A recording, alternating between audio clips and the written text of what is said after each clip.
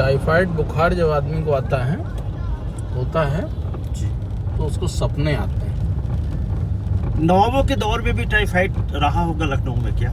Typhoid बिल्कुल रहा होगा, और उस मतलब टाइफाइड को हिंदी में मियादी बुखार। मियादी बुखार। तो मतलब वाजिद अली शाह को पता नहीं कभी टाइफाइड हुआ नहीं। ये अस्पताल द्वारा बनाए गए बड़े इमाम की ओर से हम लोग गुजर रहे हैं और चर्चा कर रहे हैं कि हमारे जो ये सारथी साहब हैं, हमारे जो साथी हैं, इनको टाइफाइड की कुछ शिकायत है। तो हम ये सोच रहे हैं कि क्या नवाबों के दौर में लखनऊ में टाइफाइड की क्या स्थिति रही होगी। अब आज के समय में तो टाइफाइड जो है, लोग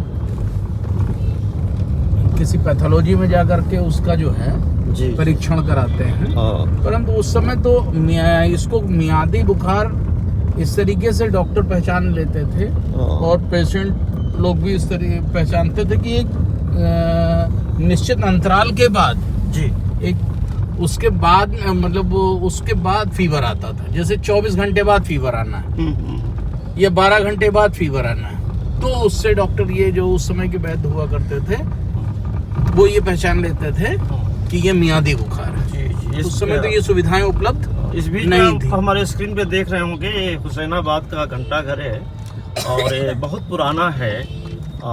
पूरी दुनिया के तमाम शहरों में घंटा घर मिलते हैं, लेकिन ये जो लखनऊ का जो हुसैनाबाद का सर है जो है ना जी, ये घंटा घर, इसकी बात ही अलग है ना।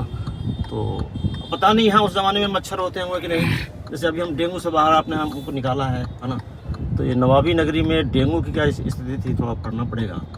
और वाजिद अली शाह जो था वो तो बड़ा रसिक मिजाज आदमी था, है ना, बड़ा अच्छा संगीतज्ञ था। तो हमको लगता है मच्छरों के साथ तो नाश्ता भी होगा क्या। वाह, क्या बात है, क्या बात है, क्या बात है, क्या संस्कृति है, क्या कल्चर है लखनऊ की। देखिए यहाँ पे टोपी भी है, यहाँ भगवा भी है, मोटरसाइकिल भी है, यहाँ क्या बोलते हैं, यहाँ पे शेरवानी भी पहन के लोग दिखाई दे रहे हैं, दाढ़ियाँ भी हैं और क्लीन शेव लोग भी हैं।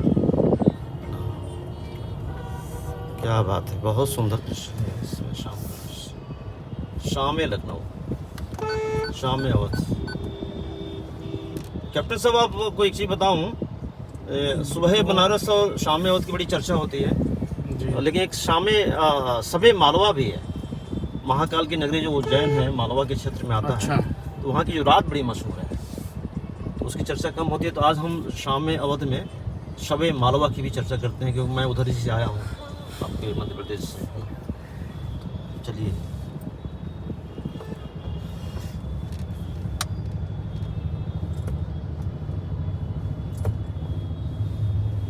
इधर मोड़ना है क्या? देखिए पीछे बैठ करते।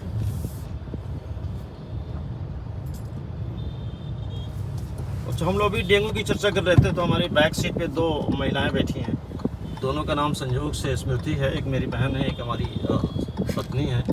और मैं इन दोनों महिलाओं को बताना चाहूँगा कि ये जो डेंगू है, इसको जो है नारी मच्छर ही काटती है ना। इसको महिला मच्छर ही खाती है। डेंगू और मलेरिया भी। मच्छर बढ़ गया है। 2 मिनट रुकिए।